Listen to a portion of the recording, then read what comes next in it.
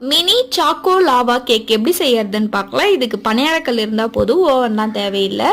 ஒரு பவுலில் 1/3 கப் அளவுக்கு சர்க்கரை, 2 டேபிள் ஸ்பூன் பட்டர், 1/2 கப் அளவுக்கு பால் சேர்த்துட்டு இது நல்லா மிக்ஸ் பண்ணிக்கோங்க. அந்த சர்க்கரை நல்லா கரைஞ்சதுக்கப்புறமா ஒரு ஜல்லடியில் 3/4 கப் அளவுக்கு மைதா மாவு, 1/4 கப் அளவுக்கு cocoa powder, 1 teaspoon baking soda சேர்த்துட்டு இது நல்லா ஜலிச்சு சேர்த்துக்கோங்க. இது நல்லா கட்டி இல்லாமல் நல்லா இந்த மாதிரி திக்கான பேட்டராக இருக்கும்.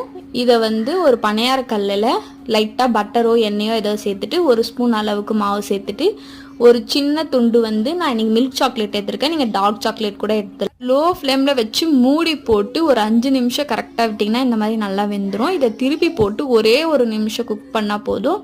சூப்பரான நம்ம mini choco lava cake ready ஆகிடும். இதுக்கு மேலே சாக்லேட் சிரப் சேர்க்க தந்தாலும் சேர்க்கலாம், அப்படி இல்லைன்னா கொக்கோ பவுடர் டஸ்ட் பண்ணி கூட நீங்கள் சாப்பிட்லாம். இது எவ்வளோ சாஃப்டாக இருக்குன்னு பாருங்கள், சூப்பராக இருக்கும். ட்ரை பண்ணி பாருங்கள்.